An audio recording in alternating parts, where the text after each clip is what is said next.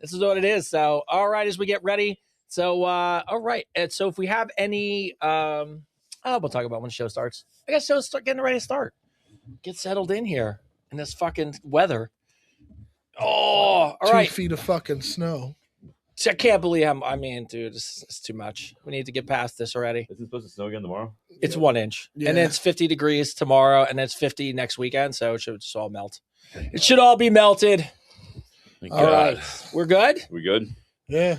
Go live? All right. All right. Ready? By the way, Whatever episode number we're on? I believe in you. I believe in you too, bro. I believe in the next hour and a half for you, bro. You're gonna fucking make this happen. Fifth, we're on season 2, episode 5. Season 2, episode 5, right? Yeah, Yeah. 56 episodes. Oh, you guys ready to start the show? I am going to put a PSA out. I do not feel good at all. Feels like shit. I feel like shit. But he fucking showed up. I showed up. That's all that matters. I showed up. I'm here, but I feel like shit. So just bear with me tonight. All right, ready? Ladies and gentlemen, boys and girls, everybody over the age of 18. We want to thank you and welcome you to Advice Unfiltered, the podcast with Tony and Chris. Episode 5 of season What? 2. Season 2. Episode Season 5 2. of season 2. What's up, everybody? Welcome. All right. As always, thank you for joining us. If you are joining us, you see us on one of those things, and I think it's Instagram. I think that's like Facebook. No, that's Facebook, that's Instagram, TikTok. Facebook, Instagram, and the Man in Command's got TikTok right there. Yeah. Thank you guys very much for joining us as always. And for you guys who are on YouTube, if you're watching the show and you're like, hey, this 9x16 is not cutting it, I want to be part of the show. If you go to YouTube, go to the Advice Unfiltered with Chris and Tony channel and just click on the live tab. You can actually join us, Yes. comment, and help carry the show. And, what we're going to do a lot of today. Obviously, we got some great questions that are coming in as we get ready for fitness for the summer. A lot of people writing in just questions overall as they come out of our seasonal depression. We're only a few weeks away from my favorite time of the year, which is daylight savings. I celebrate it every single year. It's my favorite holiday of the year. Daylight savings your favorite holiday? Yeah, absolutely. Yeah. From a sales perspective, daylight savings, when people get that 1 hour, their psychology changes and they tend to buy more stuff. Right on. So if you're in marketing and sales, this is the best time of the year because people have no excuses. But He was ultimately, serious. I didn't know if he was serious. No, there he's for a dead second. serious. no, I I'm knew he was dead serious. serious. I've been doing it forever. I'm dead serious. Yeah. People have I stopped knew he me. wasn't kidding. Well, plus people get their income tax checks back if they filed in January. And for the rest of us who are evading the government Yes. until further notice. to the Till last March. minute when we have to pay them. Until April. Yeah, we have not filed yet. So, but anyways, as always, behind the man in command behind the scenes, our engineer as always. We haven't seen him in a week. Christian, how you doing, man? I'm doing good, guys. Always a pleasure to be here. So you, What's up, what's I know you said you just finished your heart. Like, am I allowed to say this? Yeah. Okay, We just can make talk sure I about didn't it. want to ruin anything. I just finished, while Tree Lights is being edited, I just saw the final cut of a horror short that I did within the last couple of years. And it looks great. So now, what defines a short when it comes to movies? Short is anything, technically it's anything below 30 minutes. Okay. But this is like super short. It's like 5. Oh, Yeah. that's cool. Yeah, it's a quick in and out 5 minutes. So, And I'm really excited about it. So you don't know this, but our Advice Unfiltered ambassador group is flying into New Jersey in June, Ooh. and all the ladies are coming in, and their number one request was that you are there. Are you serious? Yeah. They want to meet you. They want to see the show. They were like, we want to meet Christian.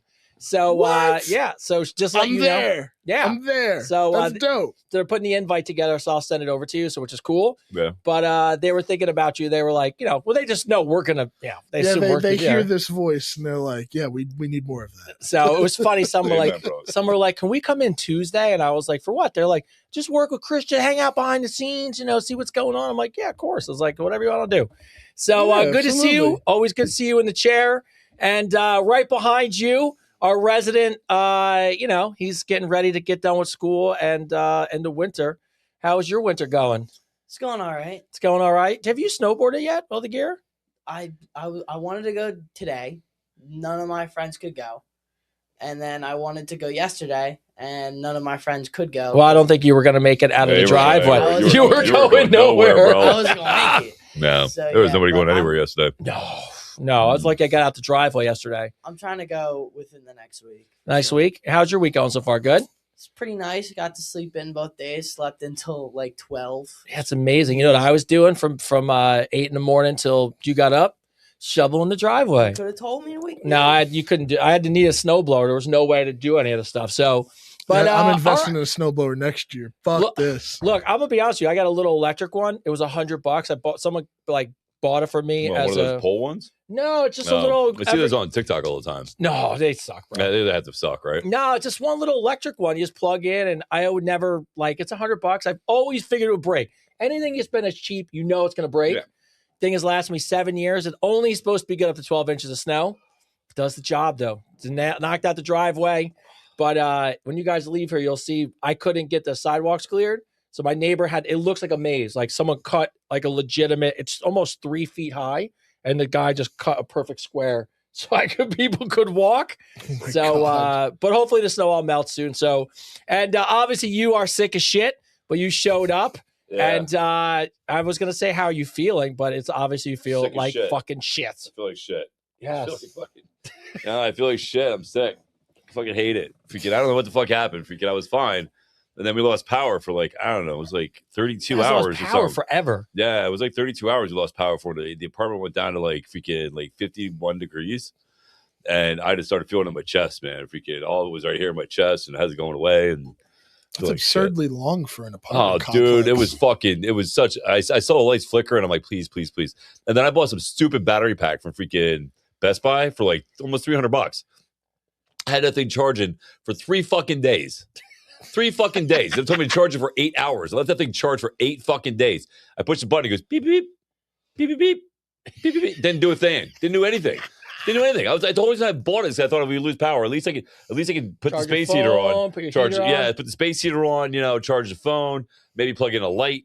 You know, freaking and yeah, piece of shit. Yeah, we lost power in the middle of the night, and I wouldn't have known except that any time in my area when we lose power, it'll wake me up Yeah. because every house around me, except mine, of course, has a generator. So every single house, Oh, dude, just our kicks HOA's on. Here it is. It's so bad. She was the lady. Like, oh, she goes, well, at least you have the generators to keep the hot water and the heat on. They don't do that. You know what they do? They put on the floodlights. Yeah, you're like, What are you talking about? Like, I Like, don't know. how are you running an HOA and don't know what the fuck generators do? you're like, I don't have any heat in my fucking place. There's nothing in here, bro. Oh, I was so cold, man. I just feel like shit. Yeah, Lemon you- and honey, bro. Yeah. Lemon and honey. No, I was drinking mint tea, and then I forget who. Somebody sent us honey. somebody sent us natural honey. Do you remember that? well, natural honey is great for you. Yeah, I know, but somebody sent it to us. You remember that? I'm probably. Oh yeah, it was like a gift. Yeah, it was a gift. Somebody sent us natural honey, so I was using that. So whoever sent me the natural honey, Thank Thank you. you. Look at that. oh, that reminds me. Do you still have the soap? You know, Soap? box of soap. Oh Remember? yeah, I need yeah. that. The person reminded me. I totally Yeah. forgot about that. Totally forgot By the about way, that. we have some huge Valentine's Day thing. I haven't. I don't bring this stuff in the house, bro. I can't bring stuff in the house. I'm afraid. I don't know what's in the My voice packages. is deeper when it's sick. Oh, look at that. I'm just slower talking. That's all. That's it. That's all. I'm just not as animated as I normally am. Yeah, Look at that. So little man feeling okay? yeah, he's fine. No, he's great. He's No, a warrior. He's freaking. He had a little stomach bug last week. That took him out of school for 2 days. Thank God I didn't get that because actually I would have rather that because It's like 24 hours, right? yeah, it was like 48 all together. He had it freaking, but I would have rather that because I feel like you're sick when you're in the shower and you got the heat all the way on in the shower. You got it all the way in hot and you still got goosebumps. Oh, like you're sick. It's like, oh, this is not working. yes.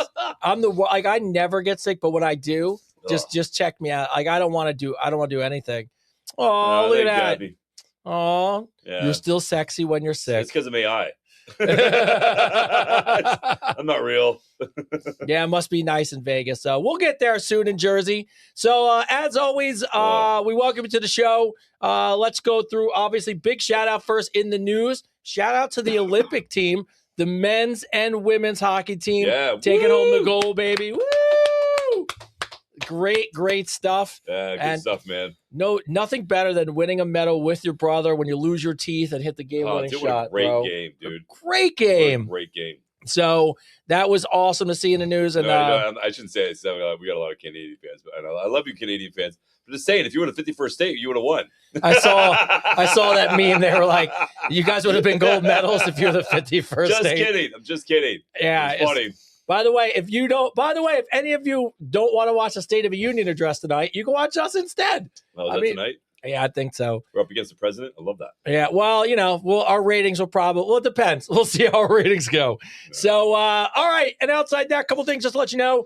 First off, shout out to everybody who has been supporting Native Pharmaceuticals in the Calm Canine treats. Parker is a star on the rise. They are creating their own website now, and all new two separate websites. One for all the skincare, because even though Chris is sick, he still contains that beautiful glow of a man who uses face cream. Yeah. And of course, I love the Calm Canine stuff for Parker. Still Yes. eats it, still loves it, and we're having fun shooting fun commercials with him. So I love all of you who are supporting, sharing, liking. So shout out to all you guys. And in the ambassador program, so that stuff we're doing the interviews now. So thank you for everyone who's wrote in. If you have any questions about how it works, feel free to drop them in the chat. What is the ambassador program? I think a lot of people get this confused. Yes, part of it is an 8-week jumpstart, but you work with us for all of 2026. And here's the funny thing, and I say this nicely to everybody out there. I think we're going to win the ratings battle too. It'll at least be less controversial, and everyone will cheer at the same time here, as opposed to like just Kristen will cheer when Chris speaks, or just Tyler will cheer when I speak. Be very political. Don't minimize our contributions. Yes. Like, it'll just be like, you know what I mean? Like, only one side of the room gets up and claps on like when they do the State of the Unions. So All right, I'll keep my woos to myself. But so if you so you guys know, and I really mean this, I want to say this in the nicest humanly way possible. We say this every episode. I will say for Chris, because I will, make sure he doesn't have to get ramped up for this. There's a million scammers out there, and I want everyone just to understand this. There's only so much that we can do. We say this every episode. We're never going to ask you for money. We're not going to reach out to you. If those two things happen, you immediately know it's not us. Especially with some other account. It doesn't even. I only have 3 accounts. It doesn't even. If it does, all the things you could think of, you just have to remember 2 things. If you're talking to one of us, or if there's money involved, it is 100%. Not even a question. It's us. No. Now, I say this because I had a couple people, so not picking on anybody in particular, that wrote in and was asking about it. And I said, look, here's a better deal. If you really want to spend money to meet Chris, fly Chris somewhere, or put, whatever you want to do, how about you just join the ambassador program and work with us for a year? Yeah. Like, I don't know how much better you can get instead of giving a scammer money with a fake relationship of something that's not going to come to fruition versus actually changing your life. So that's I'm like, people are like, oh, I gave this scammer money so I could meet Chris. I'm like, we've been talking about we take it work us for a year. If you really want to connect with me, join the ambassador program. Yes. Go to Advice Unfiltered website, join the ambassador program, because that right there, one, yes, you have access to me, but 2, the whole point behind the ambassador program is we want to make you better. Yeah. Right? We want to help you become the best version of yourself. Yeah. And we know that having a team behind you is the best way to do that. Because a lot of us are alone, right? I mean, that's one of the reasons that scammers are out there, is because they know people are alone, right? So people are alone, and sometimes it's better to have a community with you, as we did with the last 15. Create this amazing community that is driving themselves forward, and each one of them is their own individual success story, which is amazing. So if you truly want to connect with us, and you truly want to make a difference in your life, right? If you're really looking to make a difference, if you're really looking to change, and there's been a nagging in the back of your head saying, I need to do something, then please check out the ambassador program. We interview everybody individually, and we pick you. You know what I mean? We literally interview you and pick you to make sure you fit in. This isn't about making money. This is about helping you and connecting with people. Yeah. And look, I can't think of you guys heard me when the show started. The ambassadors that we currently work with are flying here to hang out with us, work out with us. You don't have to live in the same state. And on top of that, they're actually, and I'm meeting Christian. and also we get coached, and you get to hang out. So if you're looking for a way to connect with the show, but I got to be honest, shout out Rhea. I got to be honest, you have to want to get better. That's the only thing. So if you really want to find a place in our hearts and get to know us and really understand like the transformative change you're going to make, not only do you interview with us, which is great, but this year, because now we have an ambassador group, you actually get to meet all them. So you actually get to join a check-in with us, get to meet the group, and make sure it's a good fit. I had some really great interviews this week, and hopefully it'll be done by next week and wrapping up. So if you have any questions, feel free to email the show. and I will respond to you and set everything up for you. Yes. Yeah. So Yeah. Well, here's the best thing about it is that you don't just connect with me and Tony, right? We have 14 other people that you connect with. The best thing about this whole community is they are caring. They're really good people.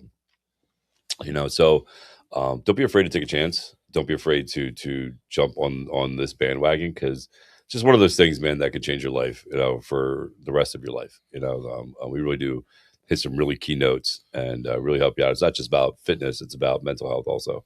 And we really do our best to make sure we can do all that for you and get you better. Yeah, I'll be honest with you. They're our friends now. Like, we talk about it. Like, we actually even have 15 new friends. It's really cool. And we see them and we've worked out with some of them. And, it's really amazing. But anyways, if you want to learn more about that, you can actually scan the QR code, or you can go right to adviceunfiltered.com, click on the 8-week challenge, get all the details there. But as always, let's go to shout outs. We'll start the show. We're going to get through this for you, the viewer. And yes, and Chris is going to give Chris love through the YouTube, because then he'll feel better. Shout outs. This comes in. Oh, you know what's so funny? I wrote this whole shout out and it was really great. And then I left her name off. You left her name off? I left her name off, but she'll know who she is. I want you to know how much of a positive influence you both have been for me. I started packing up 40 years worth of memories and experiences. In 2016, my husband of 30 years passed away from cancer. I accepted this was going to happen. I was not in shock. So it's almost 10 years now. And on December 24th, that just passed. But she suffered a stroke, which also left her a little bit out of sync. And she spent all of 2025 in her house alone, working she could walk. It's a crazy story. Melinda, is it? So no, it's not Melinda. So husband passed away, had a stroke, been working on her own. And all of a sudden, she found Chris in the good morning. I love it. In the good morning message. I love it. By the end of 2025, retired in July. Let's see. I want to let you know how much help you've been. While packing up everything is not easy, I can only do about 3 or 4 bins a day. I'm putting aside these things to donate, but what an experience it's been. But I'm continued to move forward, and I believe I will succeed with this new chapter of my life. So from the bottom of my heart, I just want to thank you both for your encouragement. I hear you on the podcast and all your daily updates. I just want you to know you're having such a positive effect on my life. Thank you so much. Thank you so much. Thank you. And next time I'll remember to make sure I copy and paste your name. Whoever that was. Thank you. I appreciate you. I'm glad you're doing really well. We're glad you're doing great. And listen, as much as I want to take credit for all that, here's my biggest thing. Like, yes, I can be a motivation, right? But you, and this is why I try to say this, you making that choice, you're the hero in your story. It's not me. You are. You made a choice. You know what I mean? And I truly mean that. So thank you for giving me credit, but you should give yourself a big pat on the back and a big high five, and understand that you made a choice that's not easy.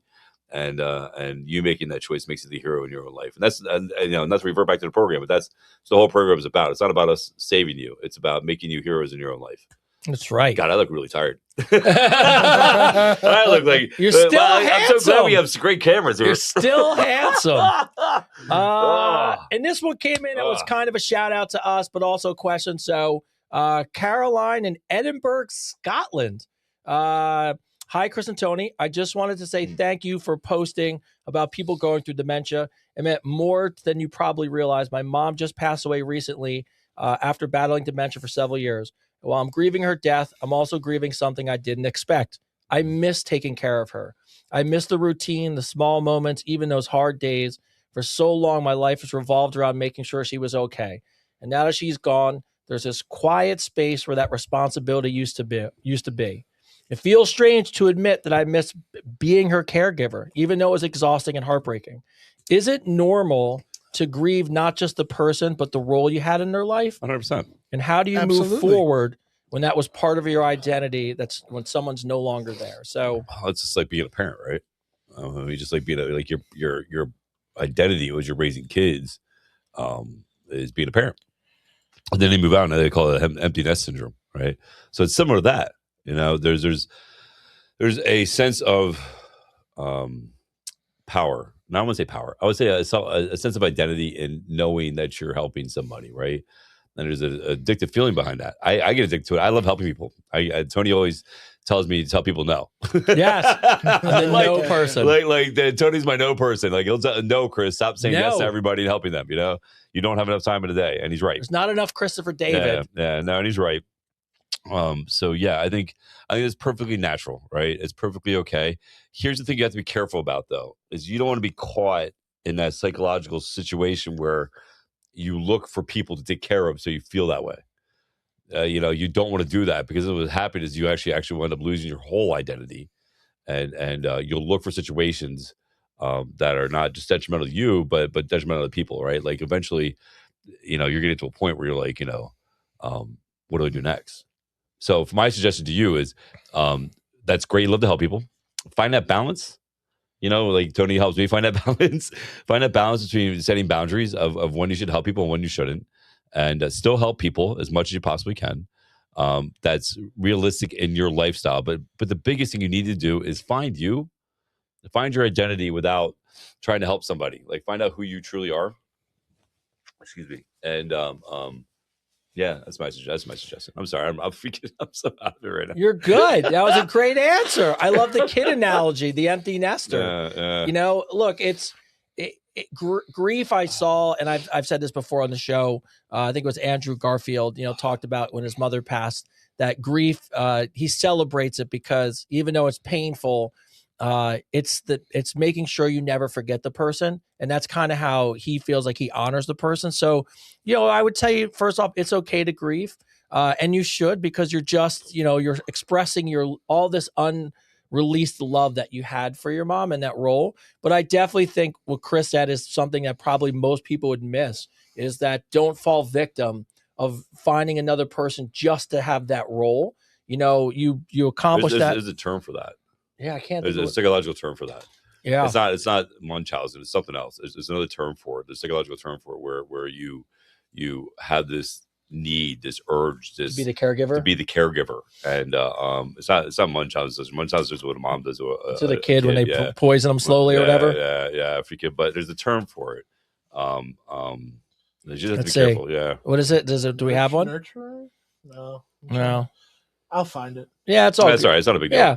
So but you said it, because people will get stuck in that rut, and then they're going to find someone they take care of again, and then eventually you forget to take care of yourself. Is it codependency? That could be it. Codependency. I don't think it's it. I don't think codependency is it, because you're kind of dependent on the person being sick.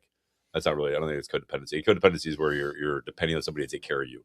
You're depending on somebody to fill something for you. I don't think it's codependency, but it doesn't really matter. Yeah. It really comes down to you taking care of yourself and not get caught up in that cycle, because it is. Like I tell people all the time, people are like, "Oh man, you're so selfless.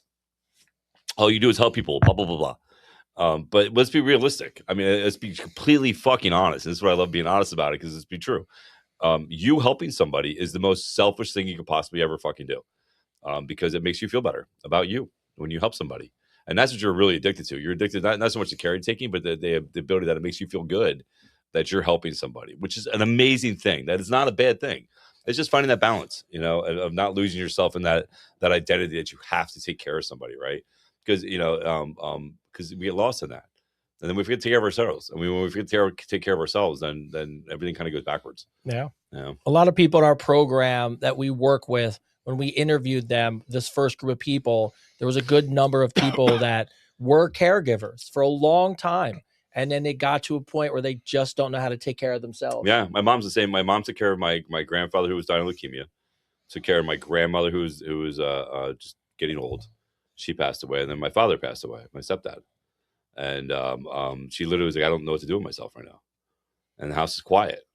And silence sometimes is really scary. Yeah, especially when you have somebody depending on you all the time, you don't have time to think. So when you sit there in silence, it's a little scary to sit there in silence, right? Like you're like, because then the only voice you hear is yours. And sometimes because you take care of somebody for so long, you haven't heard that voice in a long time, and it's kind of nerve wracking, right? Like you've been so distracted with everything else going on, you forgot about that little voice in your head of you, and it can be a little scary. But I think silence is a gift. I really do. I really think silence is a gift. I think being alone is a gift. I think being a chance to get to know you is a gift. And I think those are the opportunities you have to grow as a person. Yeah. Nathan in Perth, Australia writes in, Hey, Chris and Tony, I've been going through a really low season, the kind where you start questioning everything about yourself, your worth, your direction. It makes me think and wonder whether anyone truly gets through their lowest point alone. When you guys were at your lowest point, was there one person, maybe a friend, a mentor, somebody unexpected who really showed up for you? And if there was, what did they actually do to help? I'm only asking because it's really hard to reach out to somebody, but I'm also wondering sometimes if one solid person can be the difference between staying stuck and starting to climb out of the hole. Mhm. Was there anybody there, I'll let but you go you first. really like hit your low? I'll let you go first. I don't, you know what's interesting about that? I really thought about this, and this is going to sound so fucked up, but no. No, there wasn't. Really? I think, the challenge for me, and I guess that I don't want to say that I wish when I look back on it that there was a person there that just would have been like, I got you. But then there's part of me that goes, I'm much stronger now because I had to face the fact there was nobody. Mhm. And I didn't have a choice. And it was, you get it. And I think a lot of divorced parents go through this. In my situation, it's probably a little bit different than a lot of people's, and mine and yours are a little bit similar, right? But like, you get to this point where you just aren't given options, and you have two choices. You're like, you can make it work or you don't. And I looked at both of those situations, and I'd say this all the time on the show: you get to choose your heart. Mhm. And I just realized that if nobody's going to help me, then I have to help myself. And the funny thing is now that I've helped myself and got out of that hole, and now I found great people like my wife and friends and Chris and all these great people that I surround myself, I feel more empowered to help others. And I want to be that person because I didn't have that person. So I'd love to be that person for somebody. And I think in my current situation, I am. But yeah, I couldn't, I'm just being honest. I wish I could, but there wasn't anybody. I can name one.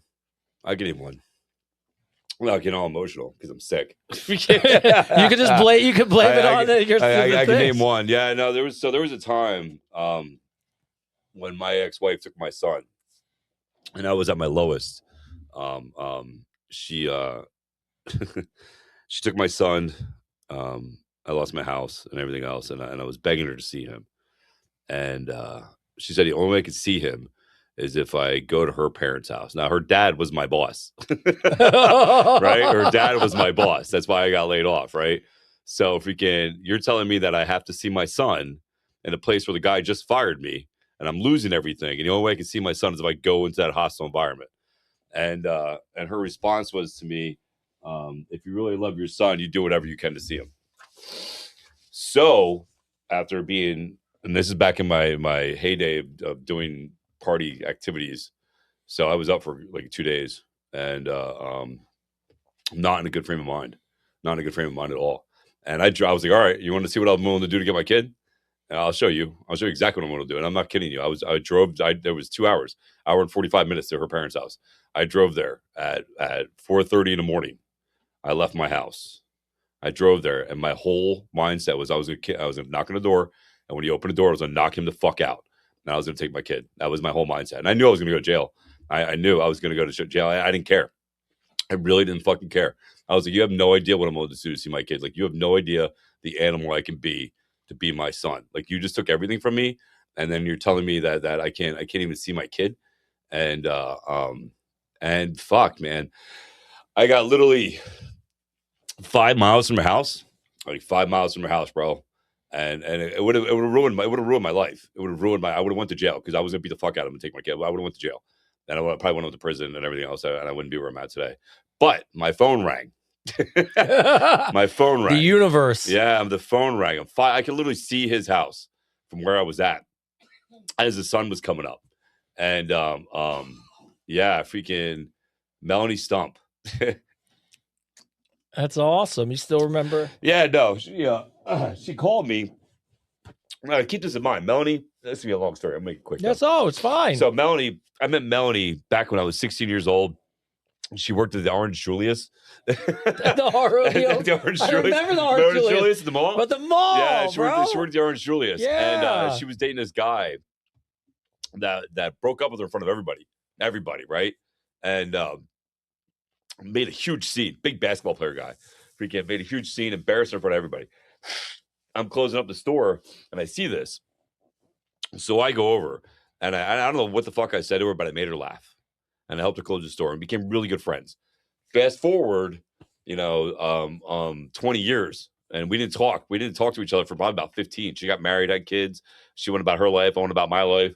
I think the last time I saw her physically, Isaiah was 5, and he's 26 now. So so she called me out of nowhere. He goes, Chris, are you okay? I go, no. I go, no. I was like, what made you call me? She goes, I don't know. I always had this feeling I had to call you. I had to talk to you. And are you okay? I go, no. I was like, I'm about to go to jail. I was like, I'm about to go beat the fuck out of her dad. What do you call? And take my kid. And she told me to stop the car. So I stopped the car. I pulled over, and she was the first person I told. Excuse me. She was the first person I told that I was doing drugs and I was drinking. And fuck. I haven't talked about it so long. I'm just tired. Anyway, freaking so she saved my life. At that moment, that I can literally think of that specific moment. That she stopped me from doing something horrible. Sorry. And I'll be forever grateful for that. But yeah, so she stopped me from doing that, right? She stopped me. She was there for me in that moment. Who would have thought 20 years before that me doing an act of kindness would come back and save my life, right? Fuck, I know it's gonna be emotional tonight. I feel like we need to go to the mall and find an Orange Julius, bro. No, she's in Allentown. We talked about a year ago. She's doing good, but so go back to the question. Yeah, so there is people in your life that'll show up, and that's why I really believe that simple acts of kindness go a long way. You never know. Who would have thought in any given day that me going over to a girl at Orange Julius that I never met before in my life, right? Never met before in my life. I give her a joke. I make her laugh. We become really good friends for probably about 5 years, all throughout the rest of high school. And then she would turn around 20 years later to save my life. Yeah. So there is people that'll show up. But at the same point in time, I'm going to go back to the whole thing. Like, yes, they showed up. She showed up at that moment, right? But that other 6 months that I was alone, that I was living out of my car, that I was traveling the country, I was by myself, man. I had to save, I made a choice. I made a choice that I had to save me for my kids. Like, if I wanted to be that father that my kids deserved, then I needed to fix me. I needed to kill the old Chris to become a better man, to become a better father, right? So the fact you're even asking that question, what's his name? Nathan from Australia. The fact you're even asking that question tells me that you're on the right path. It tells me that you're self-aware, which is one of the biggest steps to make on your way to growing to become the person you want to become, is being self-aware of the decisions that you make. Don't be afraid to do this journey alone. We all walk this journey alone. All of us walk it alone. In fact, since you're Australia, what I refer to it as, I refer to it as the Aborigines call it, the walkabout, right? They go on that walk, man, to that red rock by themselves, right? To become self-aware, right? To learn something about themselves. They took this hard journey. And so that's what you're on, Nathan. You're on this self-aware journey. And don't be afraid to do it alone. The more you do it, the better it gets. Just make sure that when you're doing it, that you're educating yourself. You're not just sitting stale. You know what I mean? Like, go read books, go watch things on YouTube, go to a motivational speaker, join the ambassador program. Yeah. You know what I mean? Like, there's things you can do to motivate it, but you're on the right path, Nathan. So just keep doing what you're doing. Yeah. And I apologize. I didn't mean to take fuck apologizing. Shout out Orange Julius. Shout out Mel. Yeah, what's up, Mel? Look, and I always hate that story. I mean, amazing. But even the takeaway, you're so right, though. It's crazy that if you really look back in your life or my life, if I had to really think about it, there's these funny moments where like something so random happens. It's a complete stranger. You have no idea that it's going to be. I got you right. You have no idea that it's going to be just for you if you need it. It's a wreck. Thank you. Just for Yeah, because you run out of run out of tissues. You run out of tissues eventually. But yeah, like it's like all of a sudden you met a person. It's really random. It's just a small interaction, and then years later, it's somebody who comes back and they change your whole life. Or yeah. It's so. No, dude, if she wouldn't have called me at that exact moment, I want to answer that phone. I wouldn't be here today. I would have neck tattoos, by an eye drop on my fucking eye. Fucking, I was like, I would have freaking, you know what I mean? Like, I would have been on a totally different path if I wouldn't have did an act of kindness 20 years ago. You know what I mean? So Nathan, you're on the right path, bro. This is Advice Unfiltered, the Prison Reform Edition, and we've got Christopher David here from not made it the in jail. Monmouth County jail system. So you just got out, and I heard you're an Archangel Center. Yeah, no, it's just crazy when you think about it, right? It's crazy when you think about that. You never. That's like you never know. You never know when you help somebody, and when you make that little extra effort. And the best is doing it without any kind of recourse, right? You're not looking to get something out of it, right? You're just looking to make somebody's life a little better. How easy that can turn around and change your life 20 years later. You know what I mean? Yeah. Short commercial For a break long time, to pay the bills. we were told what a man should be. Strong, silent. But evolution doesn't come from standing still. It comes from awareness, from strength with depth. Kopala by Ben Rose. Collaboration with Advice Unfiltered. The evolution of man. Carla writes it now. Carla, I shouldn't even have to answer this question, but I'm going to read it because you wrote in twice, and I guess you really want our answer, and I think this is going to be a slam dunk. Carla writes in, I'm currently 8 months pregnant. I'm suspicious of my husband that he's having an affair because I saw some text messages between him and a coworker that were sexually suggestive. I found out he lied to me about working late when he was actually hanging out with her, and I hired a PI to follow him to a work event. The PI said they spent 2 hours in the backseat of a car. Unfortunately, he couldn't get any photos. Now, this is the part that throws me for a loop, but we'll help you out. I kind of thought maybe it was my pregnancy hormones were making me crazy. Is there any way I'm wrong and this is innocent? I don't even shouldn't have to answer this question. No. But Carla, because you wrote in twice, I don't know how much more, it's devastating because you have a baby on the way, and I'm sure that's part of it, and you're scared to be alone, but I don't know your how. Your gut instinct spot on. Yeah, I mean, I don't, instincts, the PI, the information you got, the text messages. I mean, look, a lot of times things smack us in the face, and my thought is that you're afraid. And of course you are. You're 8 months pregnant. Like, you're probably really afraid. But, something Chris said, you said something last episode. I was interviewing somebody, and I have to give you props. This is so good. So I was interviewing one of the people for the ambassador program. Yeah. And she works at a divorce. She works for a divorce attorney here in New Jersey. Oh, yeah. And by the way, great woman. Name is Karen.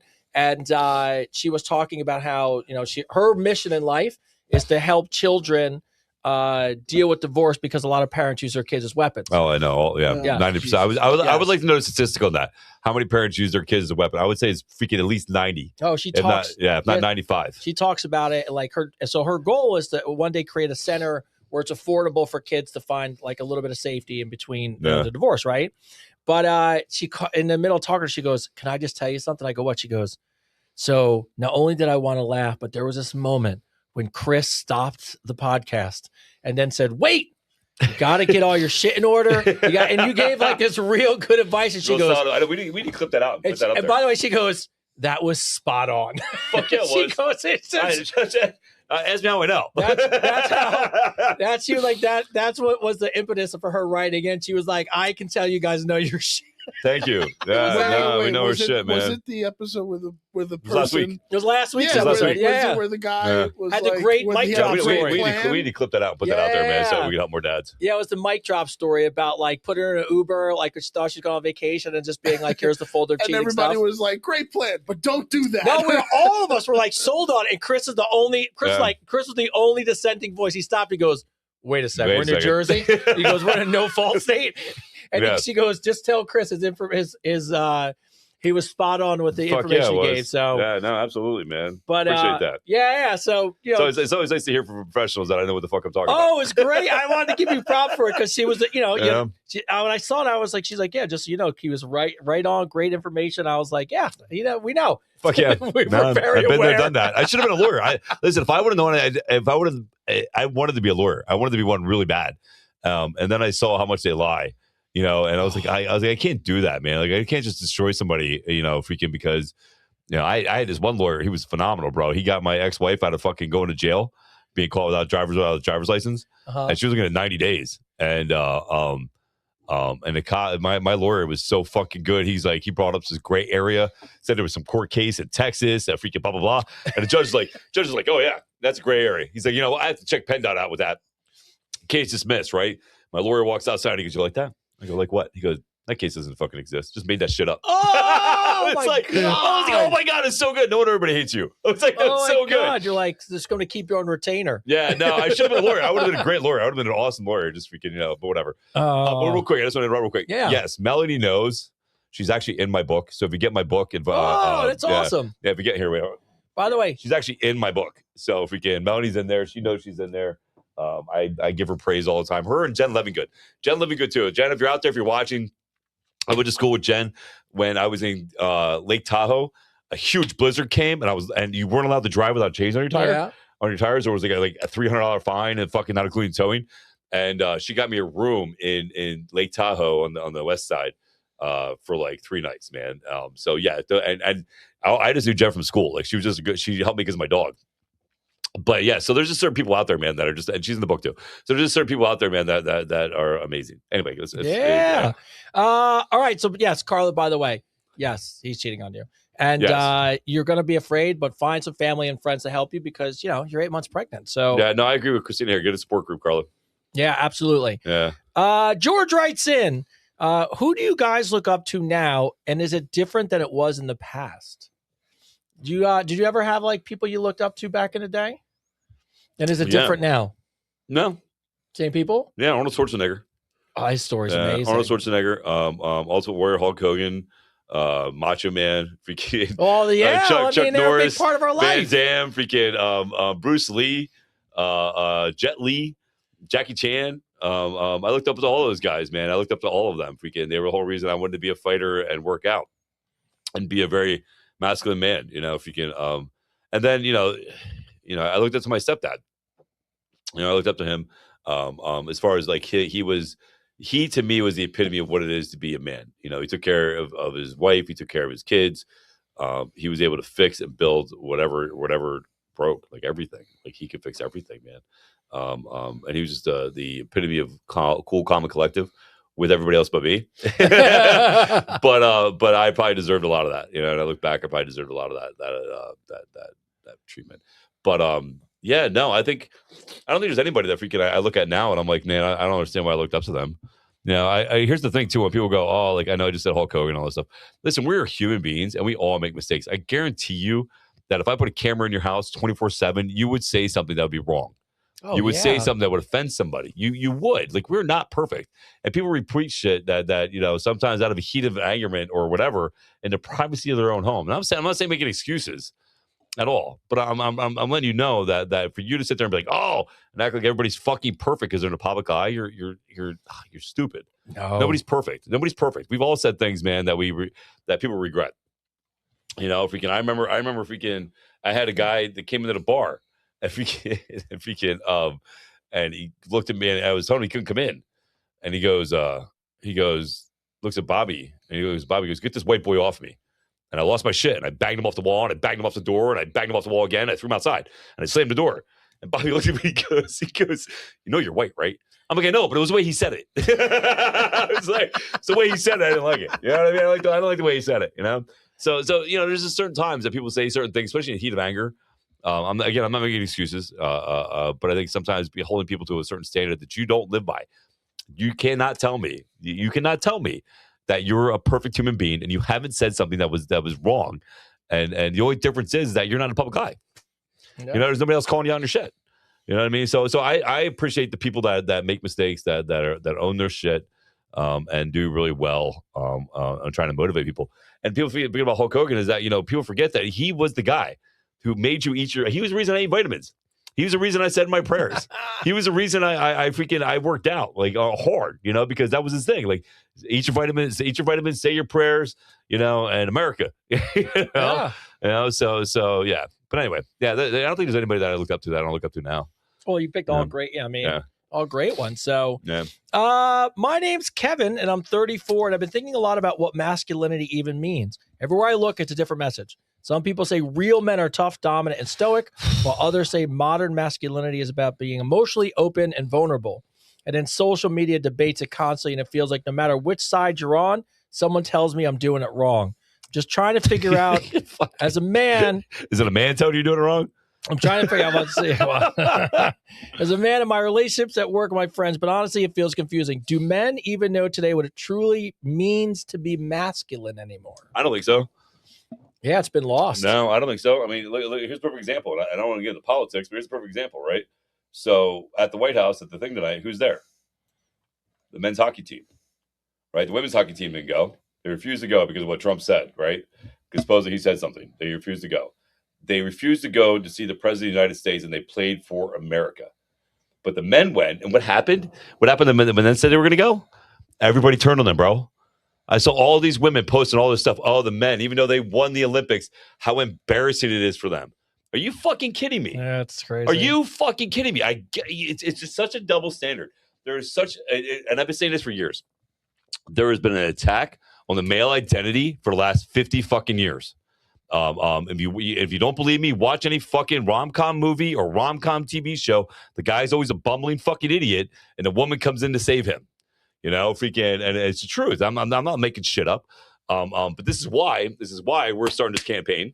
Oh yeah, to redefine what it is to be a man. You know, because I think this day and age we need more masculine men.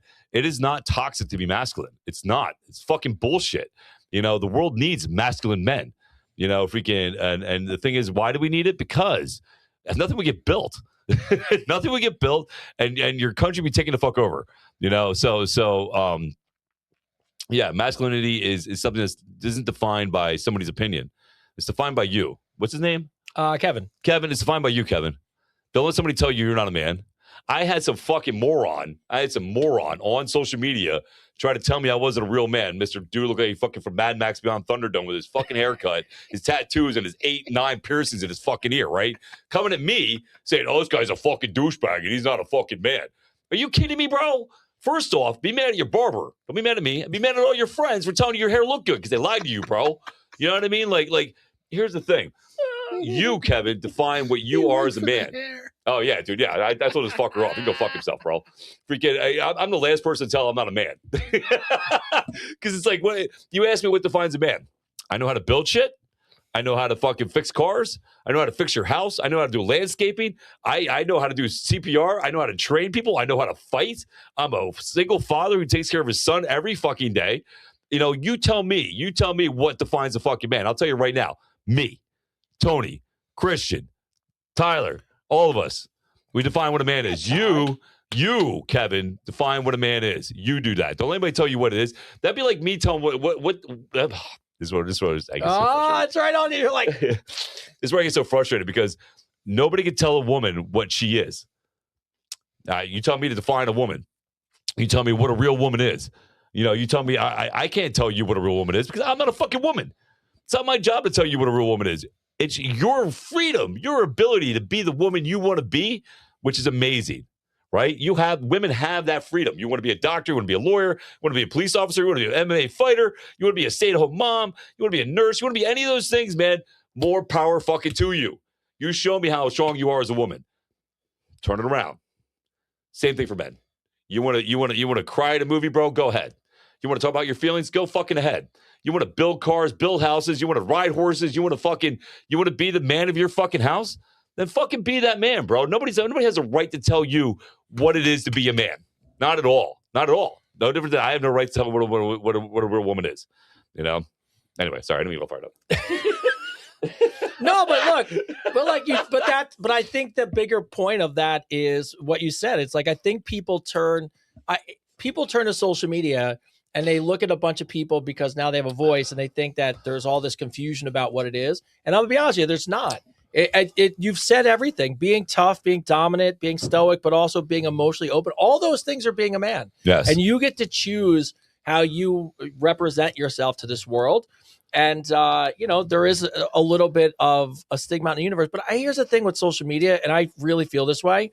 There's one side of the spectrum is really loud. The other side of the spectrum is really loud. And they're the outliers. Most people in the world right down the middle. Yep. And they agree And on most. unfortunately, the ones that are right down the middle are the ones that don't talk. They're the quietest. That's They're all the quietest it is. ones. But if you really talk to people, most people, about like, is it okay to cry? Most people tell you yes. Is it okay to be a man and work hard with your hands and build shit? Yeah. So don't go to social media for definitions of those things. And don't listen to anybody else to tell you what a man is, bro. You define, Kevin. You define what a man is. That's your job as a human being, as a Y X is it a Y chromosome? I don't even know. I don't even know. Whatever chromosome is that makes a man. I think it's Y. A man is X. Is it? It's a Y. Is it what? It's Y, right? Is it Y? It's why. It's Y, It's Y? right? Right. The Y chromosome makes a man. You define it, bro. You get the freedom to define it, and anybody else tells you differently, you tell them I said they can go fuck themselves. Yeah. my advice. Mark writes in, which is a great one, right on the back of what is it to be a man. Mike writes in, hey, can you ask your audience a question? Sure. Audience, this is for you. You guys are up. It's a question for the audience. All right, audience, this comes in from Mark. Mark wants to know, what's a good size? What size is big enough and what size is just right? I don't want to be too small. I heard too big is too much. Ladies, what's a good size? So what's a good size, All ladies? right, so let's see. What's the audience say, Christian? All right. Help Mark out, is because Mark obviously measured himself and now wants to know where he falls in the pantheon Somebody of said 8 sizes. inches is perfect. What he said? 8 inches. I think the average dick size in the United States is 5 point. It is. It's like 6 inches or something. Something Yeah, small. It's 5.5 or something like that. I just saw that girl that we want to bring on the show. Uh-huh. That sex therapist. I just saw her talking about it. Oh yeah, I think it's like Yeah. I think it's yeah. There you go. 7 to 9. Yeah, 7 that's to what 9? that's what I would think. 8 I would think inches. 7 to 9. Yeah, If you were honestly asking me, I would say 7 to 9. yeah. I think if you're packing, I'm gonna be honest, More you're than packing fits. 9, you got a big dick. I mean, 9's a big dick. I mean, it's just, you're twice the average size of most people in the Yeah. U.S. But hey, look, I think a size that fits. There you go. Just don't tell your man it's nice. I always so see those funny. memes which is so good. I Where someone's literally, like, I literally saw that today. "You're the and- perfect and size." I go, I'm a god. Judy. I like how Judy puts half inches on it. Yeah, right. Judy writes in 7.5 to 8.4. Yo, those half inches matter. Look, if you need a half an inch, just shave all your pubes. You'll gain a half an inch. That's what you do. Oh, we talking about the fucking Ozempic fucking. Well, no, dick? what's going on? Ozempic dick? Yeah, I keep seeing things about that. Ozempic causes guys' dicks to get bigger. Your dick is not getting No, bigger. your stomach gets Your smaller. stomach's getting smaller, bro. Yeah, that's all it is. You can just literally see it. That's all that's happening right now. 5 to 9, and that's a huge range. That's like all the dicks. Yes, yes. You know what she reminds me of? Especially with the picture. She reminds me of the woman that's a grandma's boy that was the Partridge Family mom. Oh yeah. He's like, how many have you slept with? She's like, not including Charlie Chaplin. Oh 500. yes. My God. Oh my God. I love it. Actually, I was 6 is an average. Freaking, I just watched. It's not. It's actually below 6. It's below 6. Yeah. The biggest country is like it's some African country, Mhm. but I think that's 8. But I think Japan's like 4. I literally was at a party over like a couple months ago, and they actually put people out start talking about this. But yeah, so there you go. So here's some. So Mark, I don't know where you're lining up in this whole thing, but here's a bunch of people that are giving you what it is. I So hope he's not crying. he might be. He's like, no. if it's limp, I was hoping it was 2. It's not going to do well. Also true. By the way, if you're 9 inches limp, you should just be a porn star. Like, bro, if I was 9 inches limp, I would just walk around and put it on tables. Yep. Like, I'm here today. Oh my God. Oh my God. Yeah, why not? Kathy, it's not as big as how you use it as long as Well, it's Yeah, that's a Kathy, lie. as long as I'm it's sorry, straight. you're lying. I've never listen. And this is how I know. I love when girls say this. It's not how. It's not the size. It's the motion of the ocean. I love how you say this. And this is how I'm going to prove you're wrong. Okay. All right. Go to an adult bookstore.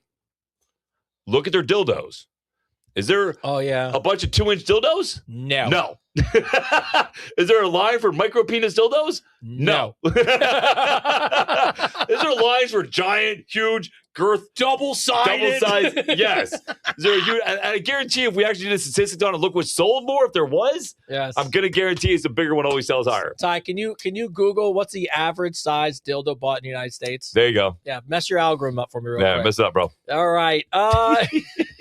Mark, we hope you're cheering and not in tears. My thought is you asked that question, so you might be on the tear side of things. So I hope Mark, and they do have things now that can make your penis bigger. do you know Yeah, the guy who invented it? Yeah. wrote into the show and wants to be a guest. On our show? Yes. There's a couple. We should definitely bring him on. He's wrote in a couple times, and I was on the fence about whether, like, like what that, if it would be like a, by the way, I'm sure you're watching, so we have been talking about you as a guest, or I've seen it. And he invented the enlargement that goes in and it adds like a bunch of inches or something. So I was on the fence about, like, would it be a good guest? L'Oreal skills? Oh, makeup? I don't know. Can you make it bigger? That's not what I think she's talking about oral skills. Yeah, I think that's what I think she's she's talking about oral referencing. skills. Yeah, so there you go. What's his name? Mark? Mark, I hope you have at least Mark, if you don't have a big dick, use your mouth. if your tongue is bigger than your dick, that lets you know where your L'Oreal skill should be. So let you know what you should be working on. Yes. Yes.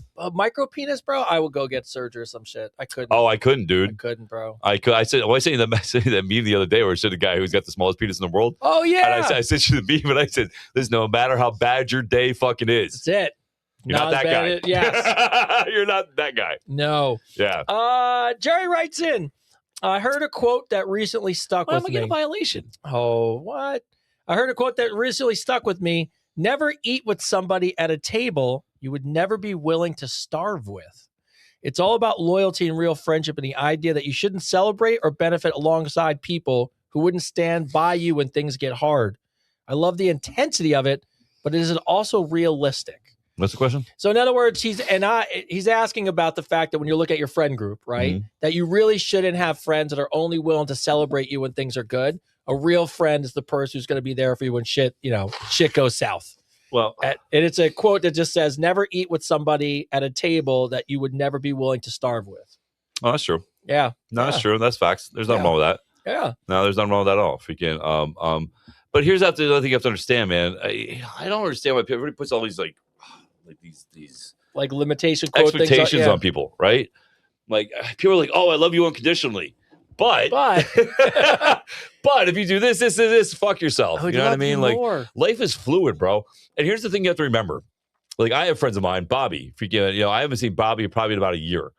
I don't want to, but I know if I go 10 years without seeing Bobby, and if I needed him and I called him, he would be there. Yeah. And same for me. Freaking, and here's the thing, you can't expect somebody to always be there for you.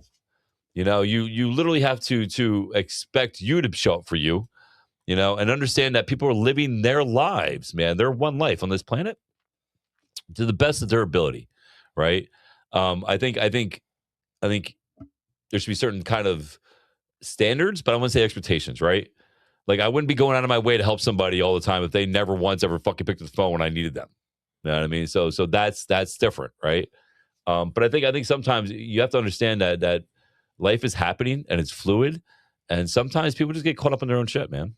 Yeah. And not be so hard on them. Look, you have, if you actually look back at your life, there are just people that come into your life, they say for like seasons and reasons, right?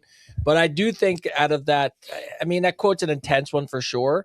But my friend circle is very, very, very small. Yeah. And the reason it's small, Let me hang him. no, it's just, I thought you pointed, I was going to point back to like, we don't really have Let me many. hang it, bro. There's just two of them. I got like 3 friends, like, but to me, like, and by the way, and I will say this goes back to women, and I hate, I'm not trying to be his person, but I cannot tell you how many women don't understand this. And my wife was one of them at first. When she met me, she was like, "You don't have any friends?" And I'm like, "I have a lot of acquaintances, Yes. but you're asking about friends, Yes. like people like I could count on." No, I don't want a lot. No. And by the way, there's not really a lot in real life. You only have a couple. What's funny is back when I was younger, I literally had like 30 friends, right? That I used to go out with a group with on a Friday and Saturday night. And out of those 30 friends, I fought almost every single one of them at a certain point in time. Like literally threw hands with them at a certain point in time. You know what I mean? And a lot of those people I don't even talk to anymore. And I have no urge to, you know what I mean? I've outgrown who they are. But listen, all of that comes with age, right? I was gonna say, I'm glad we're better friends. Yeah, no, all it comes with age and experience, right? You want to surround yourself with people that are not just like I don't surround myself with like-minded people. I don't. I surround myself with people that have opinions and who are strong identities in who they are and secure individuals, because that to me makes me a better person, right? Like I got this guy Evan Glazman, great guy, man. Him and his whole family. Talk about the American dream. His dad was in the Red Army. came over here with nothing, with three kids, I think. And his wife started driving delivery trucks in New York. Now he owns a multi-million-dollar delivery company, right? That him and his two sons run. But me and Evan don't see eye to eye on politics at all. You know what I mean? But we talk about it. Yeah. We literally talk about it. And I love talking to him about it, right? Because I know I can have an open conversation with him where we're both listening to each other. And it's not out of any kind of like, oh, I got to be right. It's like, all right, let me hear what you have to say. And then if we can, and then they talk to me, right? If we talk, we listen. No, the Red Army isn't China. It was Russia. Was the Red Army. China has a Red Army too. But any Soviet or communist country was red. But being able to find those people that can open your thought process is huge. I have conversations with people all the time that I don't agree with, but I'll sit there and listen to them, and I'll listen to them talk, and it'll help me understand where they're coming from, right? And I think this is the biggest thing we're missing in America right now. Like I try to avoid talking about politics, but I think the biggest thing we're missing in America right now is automatically when somebody says they're a liberal or they're a Republican, the wall sets up, and they automatically have to hate that person, and automatically have to fucking shut down to that person. And you forget that this whole America thing is built on the idea that we're not the same, that we have different ideas, that we have different opinions. And that's okay. That is okay. It's okay that you want to vote for the guy in the blue. It is okay that you want to vote for the guy in the red. It is okay. I'm still going to talk to you as a human being, man, because I know you're just trying to do what you think is right, just like I'm trying to do what I think is right too. And I think communicating on an adult level, adult level of maturity, goes a long way. And I think we're missing that right now a lot in society, right? Automatically, when somebody doesn't agree with you, there has to be this thing where you have to hate them. Why? Like, why? Like, people are multifaceted. Yes, you might want to vote for blue.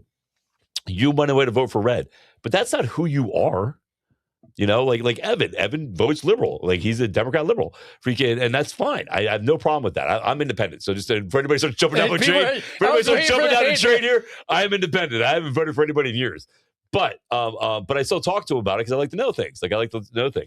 But Evan is one of the nicest and one of the most genuine human beings I've ever met in my life. And it's like, for me, for anybody that hates somebody based on their politics, it's no different than being racist for me. How are you going to hate somebody based on the color they choose, and not understand them as a person, and as an individual, man. And if you really want somebody to turn to your side, here's a word of advice for everybody out there going, rah, rah, rah, rah.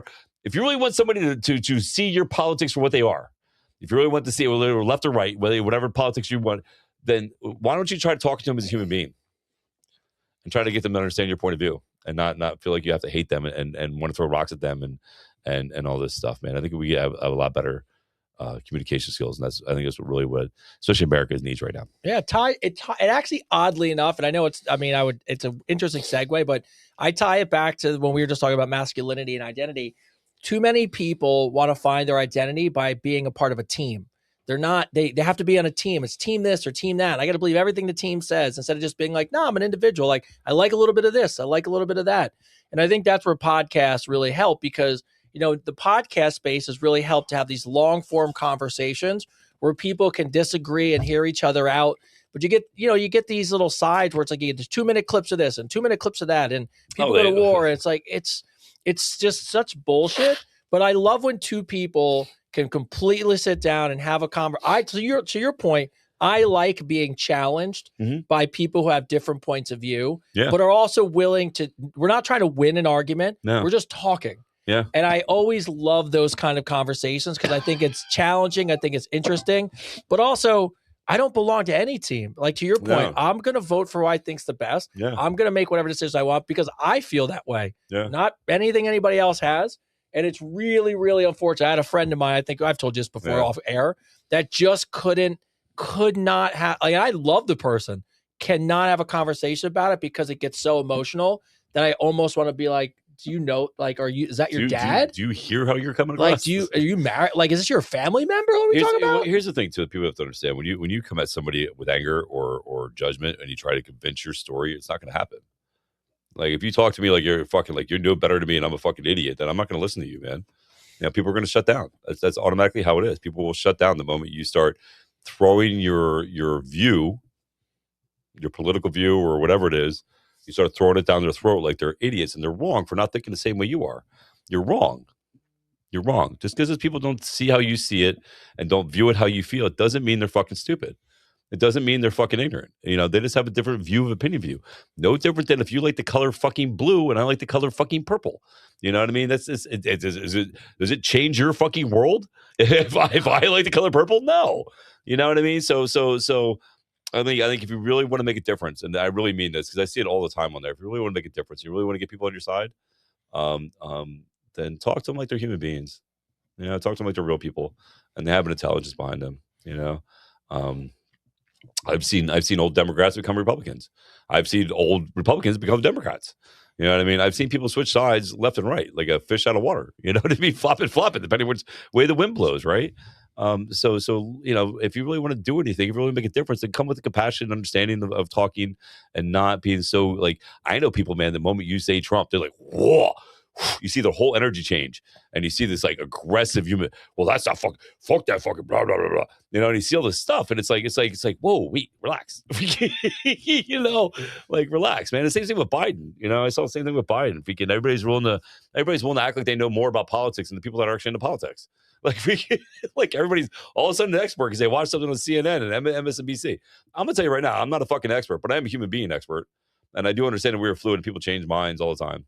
And I know your political view or your religion view doesn't define who you are. We're multifaceted creatures, man. And I think you should get to know the whole person before you judge anybody. Yeah. Vanessa in Toronto, Canada writes in, "Hey, Chris and Tony, I love my partner, but lately I've been trying to motivate him by telling him what I need and pointing out where I still feel unhappy in the relationship. My intention isn't to tear him down. It's to push us forward. But it's backfiring. The more I express the things I'm not happy about, the more he's discouraged, defensive, and distant. Mm-hmm. I'm starting to wonder if my way of motivating him actually makes him feel like he's failing. My question is, how important is it for a man to feel like he's making a woman he loves happy, and can constant feedback help as opposed to eroding his confidence? So in other words, she's taking this angle of dismissing all the things that that he's doing for her that are good, and just constantly talking about the things he needs to work on as a way to motivate. And wants to know, is that how you motivate a man? I'll let you go first. You're married. Fuck no. So let me help you out now. The answer is fucking no, and he should break up with you. We talked about this the other day. When we've had a lot of people write this. I love that you just fucking fuck no. I love it. I was look. I'm sorry. I know. Listen, I get yelled at all the time for interrupting you, and I apologize. I know. I don't interrupt. I'm not interrupting you, but I have to tell you from my standpoint, because I was ready to be like, "Fuck that shit," and I thought for sure you were going to come and go, "Well, you should talk." No, fuck that. Fuck that. I love it. My job is not to love you exactly like you think you should be loved. Like that's, people put these unrealistic expectations on each other in a relationship. Look, I love, there's no two human beings I love more in the world than my son and my wife. And I'm not going to get it right, and I'm not going to be perfect, but I perfectly try to do everything I can to make them happy. I pay attention. I do little things. And look, sometimes those things are great, and sometimes those things fail. Feedback's great. There's okay to be like, hey, by the way, thank you for all the stuff you do. Could you help me out and maybe do X, Y, Z? That's and I know this from managing people, because a lot of people don't notice I do mentorships and I run managing programs for C-suite people. It's a build, break, build. There's a lot of making sure you recognize the positive that somebody's doing before you're asking them to work on something. And it's okay to say, hey, I love all you're doing, but I need a little bit of this. That's a good conversation. But the idea that consistently tearing down, whether it's a man or a woman, we'll stick with the man, that's the way to motivate him is the absolute a 100% way that he's going to leave you, divorce you, and then you're going to cheat on you, and you're going to feel like shit when he's doing all those things for another person, right? And I can say that because people make fun of me. I've had people make fun of me that I'm friends with. They're like, so this is my morning. Never changes. Tyler, you can attest to this, right? Let me ask you, what is my morning routine every single day? I got to say it. What's my morning routine? Gets up, gets Regina up, makes coffee, starts the car, gets me up, And then I'm out the door. Regina's out the door. He goes to the gym, gets back, does. So it's fine. So I get up and I get everybody ready, right? Mhm. So but it's like my thing. Like I get up, I make her coffee, I make sure her car's warm, I get him up, I make sure the family's up and running. Now that's my way of expressing love to the people I love. And if someone turned around and said to me, and I've had friends be like, "Well, why do you do that? She doesn't?" Because I love doing it. And if my wife started to tear me down for those things, like that's not enough. And I'm gonna be honest with you. Not only would I not do them anymore, I would find someone who appreciates them. Mhm. By the way, she does. So just anyone out there knows. As I said, fuck it. My marriage is fantastic. But yes, I would. So I am where you immediately went to. Yeah, no, you're spot on. Fuck that. What's her name? Her name is Vanessa from Toronto, Canada. What's up, Vanessa? Sorry about your loss in hockey. The second place state writes in. Just kidding. Here's the thing. What you're doing is you're setting them up for depression. You're setting them up for a lack of self-esteem, and you're pushing him away from you every single fucking time. I know because I've been in those relationships where no matter what I did, it wasn't good enough, and I felt like I had to prove myself every fucking time. Either I wasn't loving you right, or I wasn't showing my love right, or I wasn't doing what you thought or expected I should be doing. And what that really is a reflection of you. What that is a reflection of you and your self-esteem. I'm going to tell you that right now. What you're putting on your husband is your self-esteem and your lack of self-worth and loving yourself. So you're expecting your husband to make you feel a certain way.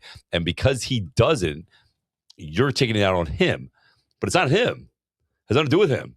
You're projecting your own insecurities, your own self-worth. And what I really would ask yourself, Vanessa, are you loving him how he should be loved? Are you doing what you should be doing to show him how much you love him? Instead of making it all about you, why don't you try to make it about a more understanding about what you're doing to him and really reflect on yourself?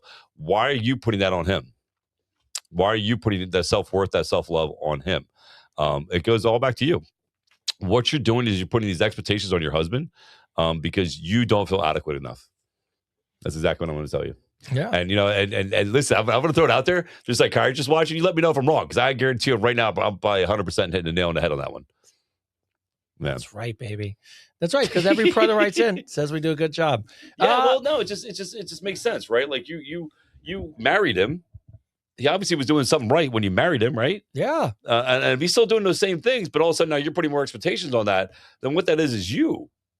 Why do you feel that he's not loving you enough? Why do you feel like, that he's not doing what you need him to do? I would start asking the question, why, more about you. Why? Instead of putting so much on him. Because Tony's spot the fuck on. If I was him, I'd leave you. Yeah. You know what I mean? I've made a decision a long time ago that I'm not spending the rest of my life trying to prove to somebody that I love them. You know what I mean? If I tell you I love you and I'm standing right next to you when I come home to you every day, then I love you. The funny thing is, and I don't want to deep dive into this question, but I would just say this. When you go into a relationship, your responsibility, and I think you've said this multiple occasions, your happiness is your responsibility.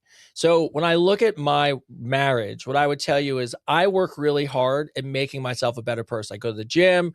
I do everything I can to be a better man. I learn. I'm doing everything I'm doing the podcast, trying to build another stream of revenue. I'm doing everything I can that makes me feel important. So then my wife, the things that she does that make me happy are so small, but they're meaningful. It's the hugs, it's the touches, it's the things that I need from her. So I need things that are more meaningful. I don't need her to do the things that change me as a person. And she's the same way. Like I go out of my way for her. I'd do anything for her. But a lot of times the things she needs from me are really just being there, support, right? So when I look at it, like, what are you really asking him to do? Why don't, to your point, work on yourself, find your happiness built in yourself, and then you'll realize all the things he does are really making you happy too. So I guarantee you she wrote a list. Oh yeah, I'm sure. If you wrote a list of everything that he does right for you, compared to everything you think he doesn't do, I guarantee that list that everything he does right for you is longer. Yeah. Guarantee it. Yeah. And probably things she left off that she didn't even think about. Yeah. So my name's Ryan. I'm 35. I've been with my fiance for 6 years. We decided to spice things up and make our own private video. Nothing crazy, just something for us. I'm a genius. I saw you guys with your setup and I thought I need more cameras for this thing. So I set up a couple phones. I used our Zoom account so we could record it, so we could get some different angles. Oh no, he uses And Zoom I thought account. I would edit it into a split screen. Felt cool and efficient, tech savvy, and kind of creative. The plan was Fucking this way idiot. we'd each have a copy that we could automatically save. What I didn't realize is when I scheduled the Zoom, I accidentally sent the invite to Invite to everyone everybody? in her call my list. Yep. God. We course you didn't, did. We didn't notice it till we're in the middle of things, and suddenly I heard someone say, "Wait, you got to move over." Oh my god. Oh my god. I love this We story froze. so much. It turns out multiple people joined the call. Total chaos. Phones flying, scrambling. Now all of our friends and coworkers have probably seen us live having sex on the Zoom. I love that. Do you think we could ever recover from this level of embarrassment? Is it something you laugh off? Well, yeah, you have to laugh. you have What to do what do own it. You have to own it. We talk about all the time, right? Well, so what I would do is when you see your friends, say, "Listen, we're just starting an OnlyFans page for retirement." Yeah, you got it. I was like, "We're just trying to make retirement fun." You have to. You have no choice. It's like, dude, I heard this girl. I don't know if I said it to you. This girl, I think it was on TikTok. She goes, "Yeah, so my father-in-law saw me spread eagle on the sofa today." Well, first she starts off with, "I'm really pissed off with my husband." Let me tell you why. She goes, "My father-in-law saw me spread eagle on my couch today." So, and then she's like, and she goes, "So I messaged my husband. I told him you need to come home from work. The dishwasher's broken. There's water going everywhere." She used that as a ploy to get her husband to come home to surprise him, Oh, which nice. I love this. Great. Idea. I think that's great that you did that to surprise your husband wearing this sexy lingerie, spread eagle on the sofa. But he called his dad to go over and fix it. Oh, it's so and didn't good. tell her, bro. Oh, it's and now so the good. mother-in-law sending her message, busting her ass and shit. Oh. She's like, "How am I supposed to go to the family get-togethers? What am I supposed to do?" Oh my God, so good. You just have to own it. Like, listen, everybody makes embarrassing moments. I have plenty. We all, Yeah, I have plenty. You know, so definitely just own it, bro. Just run with it. Just make a joke out of it. It's one of those funny stories, bro, that, you know, that'll crack you up later 10 years from now. The funny thing is if you took all your embarrassing moments, like any one of us, the only reason that it's embarrassing is people caught us. We all do that. Everyone's made it. I won't say everyone. Lots of people made sex tape. Lots of people Everybody. did. So I'll say everybody. yeah. So it's not that that's embarrassing. So the reality of it is it's only embarrassing because people saw it. But the reality is everyone does it. Yeah. So you shouldn't feel that embarrassed about it. I thought about this when it was COVID and those guys kept getting caught jerking off with the camera still on, but not realizing they're on their work. There's the Zoom Yeah, cameras. they're on yeah. the Zoom cameras, but they didn't shut them off on their work meetings. And like they would go into hiding for like 2 months or 2 years. And I remember just being like, just own it. Own it. You're home. You're You're home by yourself. Like, just come out and be like, are you sorry? Be like, I'm sorry I got caught. Yeah. I'm not sorry. That's what people Lotion do. myself. Yeah, it's like Sex is like, it was one of those things. Everybody does it. Everybody fucking does it, man. Everybody's having sex. Everybody's everybody's masturbating. watching porn and all everybody's kinds of doing that shit. So it's not like, you know what I mean? Like, just grow the fuck up. Yes. Yeah, This is the I actually I was like, oh, wait, there was there it is. Good.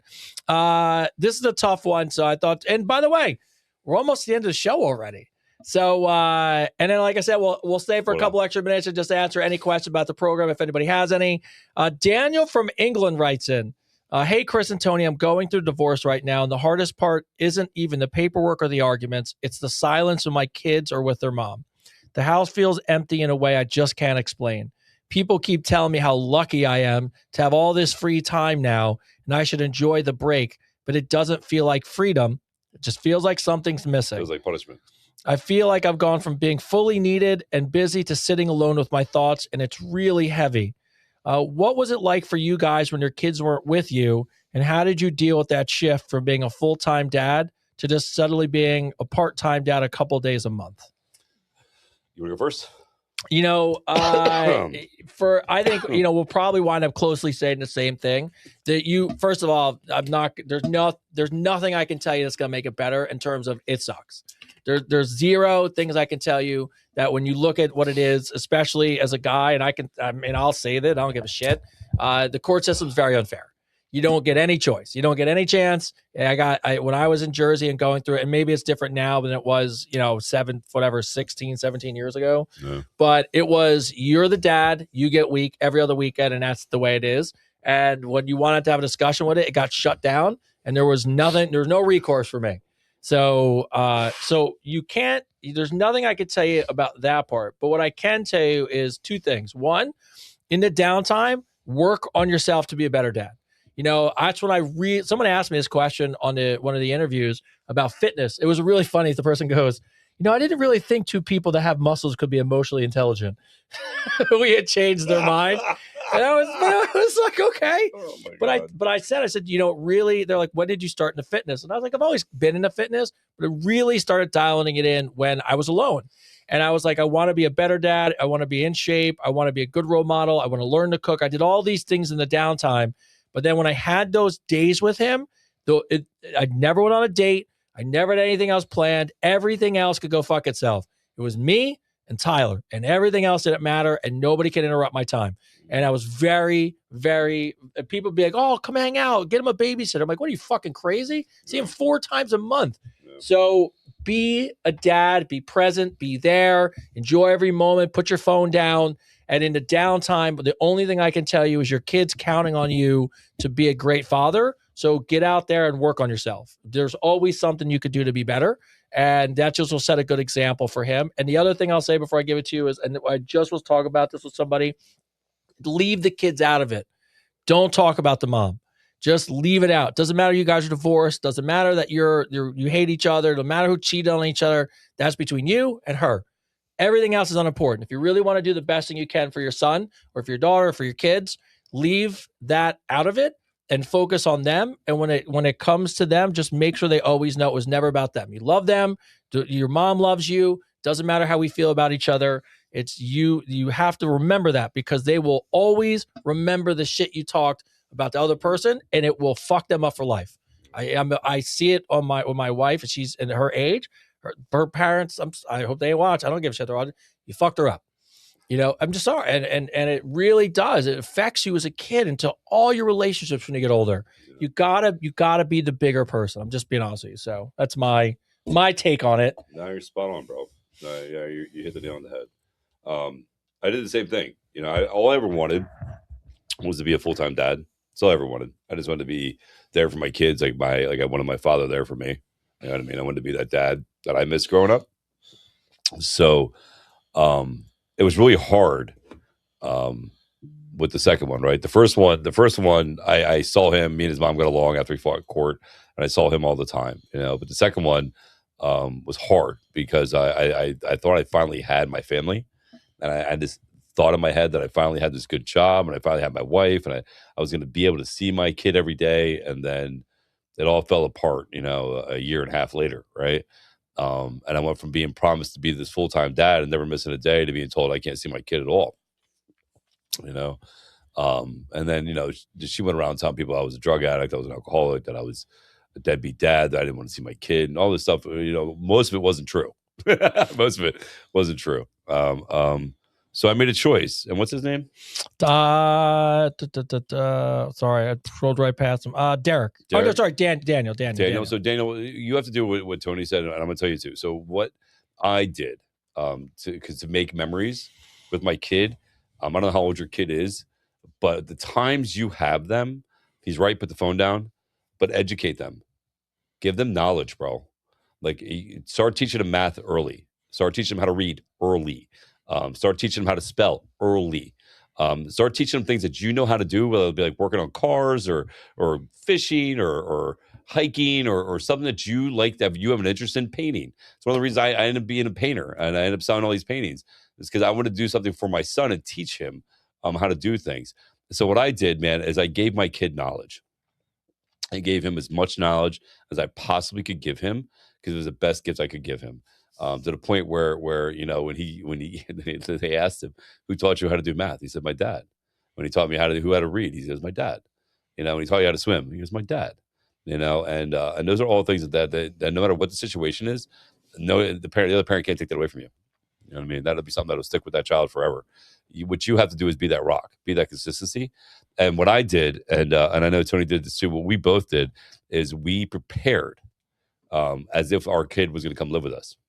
That's a good way to put it. Yeah, we prepared as if our son or our daughter, and I don't know what he has, but our sons were going to move in with us. Like, I knew from a very, that eventually there'd be a certain time that my son would want to live with me. I want to be that option. I want to be that secure and that successful and be that father, that the time would come that if he wanted to, not that I was trying to convince him to live with me at all, but that if he wanted to, if there was a situation where he wanted to live with me, that option was available to him.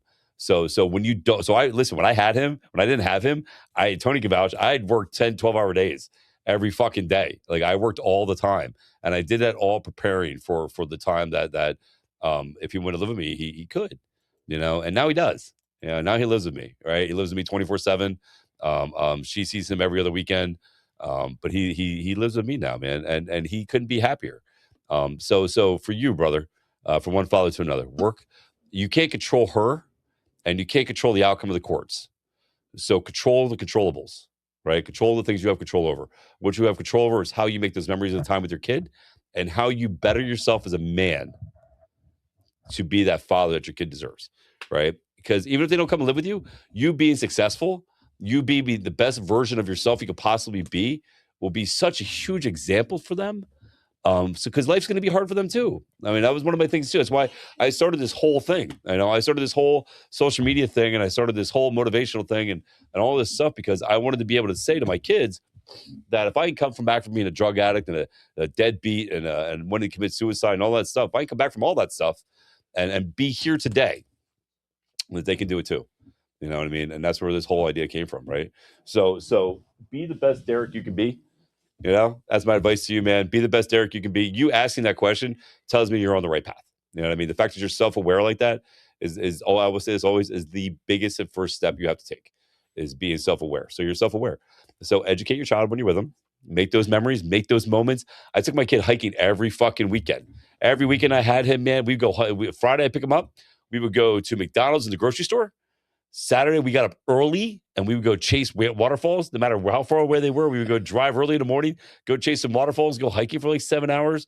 And then Sunday would be rest day. We would just sit in my house, in my sofa, and we would do like number blocks and alphabet blocks. And we would count Cheerios and I recorded it all, and to this day, my son will tell you that, my son feels like his dad was there, even though I had less time with him, when he was growing up. So be the best dad you can be, Derek. I believe in you, bro. Yeah. And the other thing I just thought about this, and I would be so remiss if I didn't say this to you, Derek, or Dan. Dan? It's Dan. No, sorry, Dan. No, it's all good. Dan from England. Is Dan from England? It's England, yeah. No. This is so important. I don't think anyone talks about this, but it was really, really important for me. And it's really important for Chris, and it's important. I'm telling you, it's just important. You've gone through divorce. You had a relationship that didn't work. It's fine. Your kids will, if you do it right, your kids will feel loved. Please think about this. The people you're going to move forward with and go on dates with and build relationships with, your kids are going to see how each of you treat those people. Outside of becoming a better man and becoming a better person, I also wanted to show Tyler what a good relationship was, because he just saw one that fell apart. So it was very important to me to stop being an asshole and an immature kid and, go on all these and do all these things and fuck around and cheat on people and all this shit. Because you start to realize like you're going to be how you treat the next girlfriend or the wife or fiance is what your kids are going to take away from it, especially in a divorce relationship.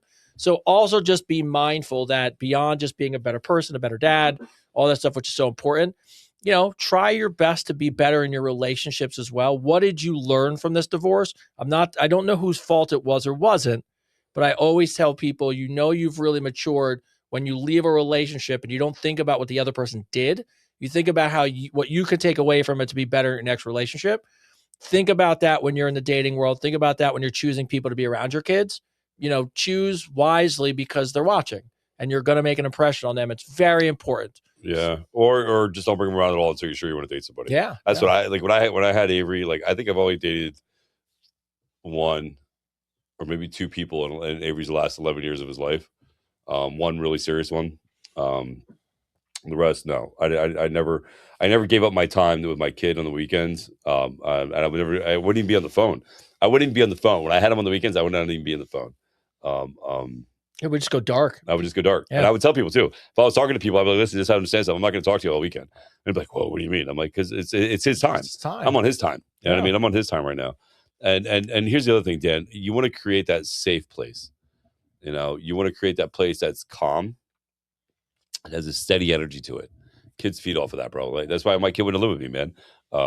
Because out of both households, mine was the safer one. It was the more calmer one. It was the one that was not so stressful. It's not so volatile. You know, it was the one that was peaceful for him, that he could just be himself. So you want to create that safe place, and it starts with you. It starts with you working on you when you don't have him, right, or her. So again, be the best version of you that you can be. And I say this all the time. When you're the best version of you that you can be, everybody that you love and you care about benefits from that. As we bring this show to a close, first off, you survived, man. You survived. You know what I mean? I'm ready to fucking pass. I know you are. So, I'm like I sitting did- here sweating right so now. as we bring the show to a close, if anyone has a question about the Advice Unfiltered Ambassador Program in the last few minutes, you can put them in the chat. Christian will pull it up as we're bringing the show to a close. Christian, how'd we do tonight? I feel we got back on track. I feel like now we got out of this. I called it the whore holidays. Where every that was fucking good. question was about some fuck up date thing, and now we're back to people really needing some help. True. But how did we do tonight? Did we do all right? Oh, you did great, guys. Although I do love those fuck up stories. They're good. They're great. Great. I'm glad we've got a lot of people coming back to normal stuff. We'll just go with a couple funny ones in there, but we went off the rails for a couple of weeks. But So, yes, if you have any questions about the ambassador You know, we're program, gonna bring it up.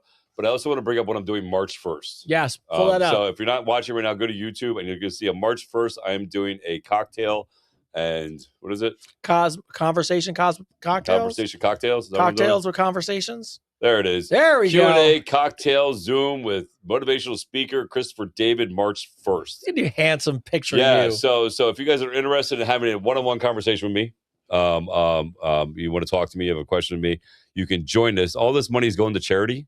It's a big charity event to help people out. Does it say what charity is for on there? Let's see.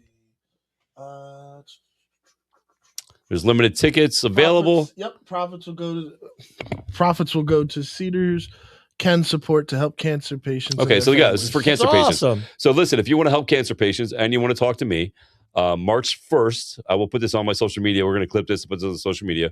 March 1st, I will be on a Zoom. You'll be able to join the Zoom for cocktails and conversations with me. I believe it's $79. I believe. Who's is there a host for it? I don't know. They asked me to do it. I said yes. Oh yeah, so if hosting you- it. I was like, Well, no, I was this is saying, what I said. didn't know if you were just like I'm assuming the organization put it together. Yeah, the organization Yeah. put it together. They reached out to me. They want to know if I want to help some cancer patients, and stuff like that. We want to raise money for cancer. So again, this is a Q&A cocktail Zoom with me, and the name of what's the name of the? What is the Is actual there- name of it? Christian is it on there. The actual name of Let's see. It's by Star. There's limited tickets available. Do you know if it's just is it just you for the cocktail hour? I believe it's just me. Oh, I that believe makes for sense. an hour you're just talking to me. So you Oh, get to talk cool. to me for an hour. For $80, and all the money and all the proceeds go to help cancer patients. Oh, that's great. And we're gonna clip this out and put this on social media this week. Hopefully, yeah, put it out let's go to tomorrow. this. Yeah. And because it is March 1st is what, Saturday? Is it? Yeah, thank God. I think it's Saturday, right? Yeah, something like that. Yeah. So So if you want to have a one-on-one conversation with me, a Zoom conversation with me with some cocktails, I don't drink, so you can drink for me. Join me March 1st. Again, we're gonna clip this out and put this on the social media platforms. And again, this is to help cancer patients. So if you guys want to make a difference, man, Yeah. for $80, you can make a difference. drinks and edibles and conversation Drinks, with edibles, conversations. whatever you do. Yeah, whatever you guys you want to talk unwind. about. Yeah, whatever you guys want to talk about, it's absolutely up to you. And back to the ambassador program, we have 6 people right now. We are looking for at least 8 more. Yeah, if not 7 more. We would love to get you guys on there. So seats are limited for that also.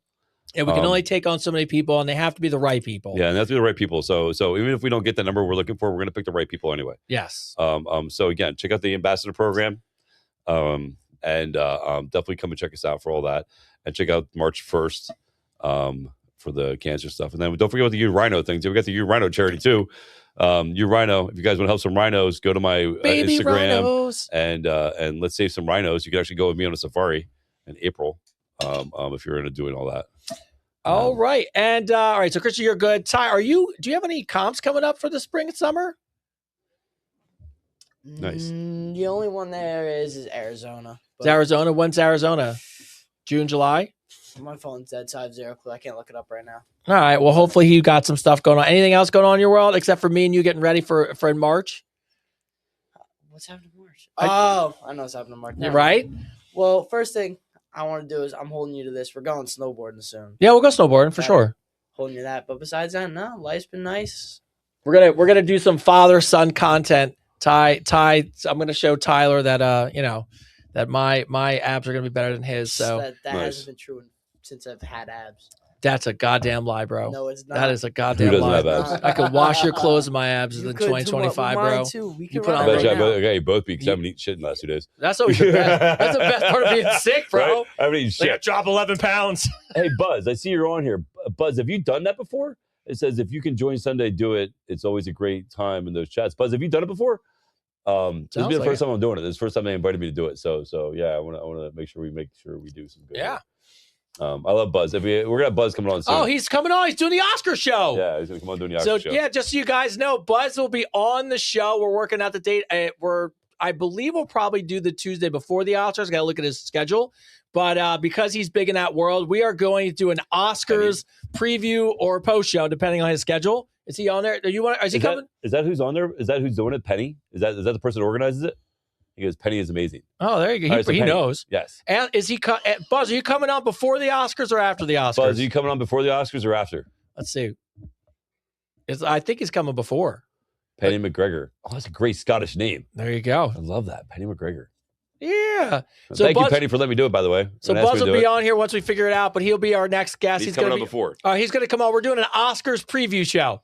I'm just saying, Buzz, if your suitcase is a lot heavier than it normally is, it's not me hiding it, so I can go with you. There you go. So that's going to be awesome. He interviews some amazing people. He just interviewed the cast of Shrinking, which is one of my favorite shows.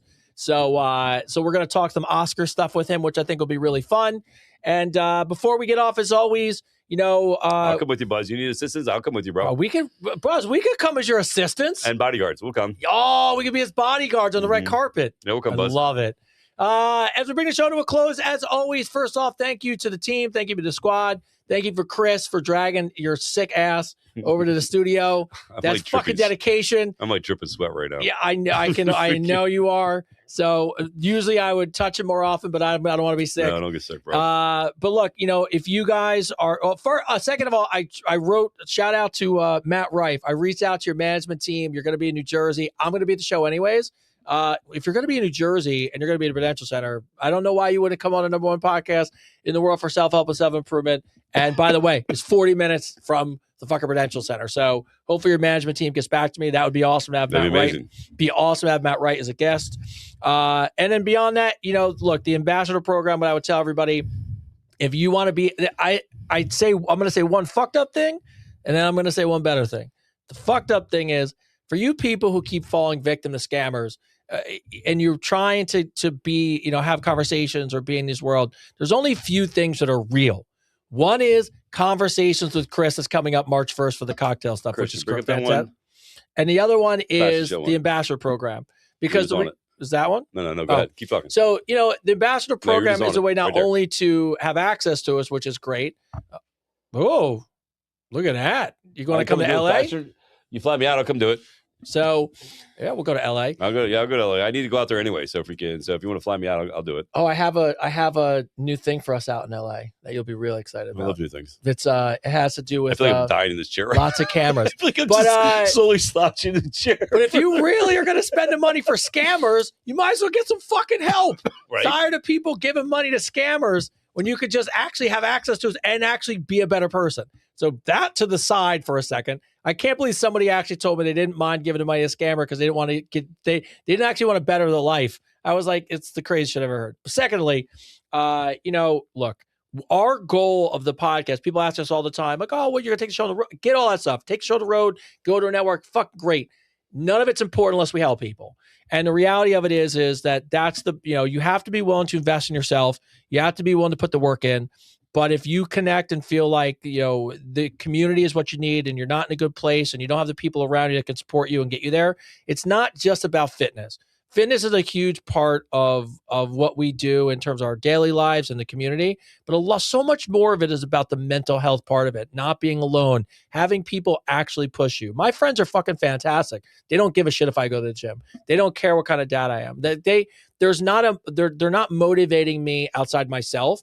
And now the community of people I work with, like Chris, the fact that me and Chris still joke all the time. For years, like I've known you forever. For years, me and Chris have been talking. For 1 year, my running, It's only been a year. My running thing is always, I don't want to be the fat co-host. But what I always joke about is like, I have a legitimately great friend who motivates me to be better. And you need that in your life. So if you really are looking for someone who's going to keep track and stay accountable, and you got to be willing to put the fucking work in.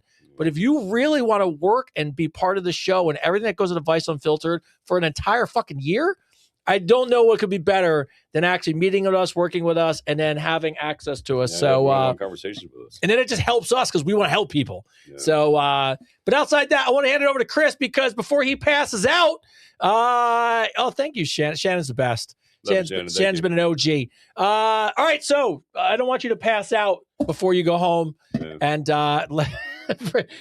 bring this show to a close, sir. All right. This is what we do in showbiz. We just bring it in here. All right. Oh God, everything fucking hurts. Everything fucking hurts. All right, you guys ready here? All right. First and foremost, thank you. Yeah. I'm living proof, and I mean this, that just showing up makes a difference. I showed up today. I knew. I'll be 100% honest with you. I just wanted to lay in that bathtub and not fucking move today. I said, "What a freaking move!" But I'm here, and I'm here because I care about all of you. And I really, I promised I'd be here every Tuesday at 8:30, and here we are. I just want to say, as far as the ambassador program goes, even the charity stuff, just showing up is what matters. If you really want to invest in yourself, if you really want to make a change in your life, if you really want to be a better person, and you feel like you can't do it on your own, the ambassador program is the best way to go.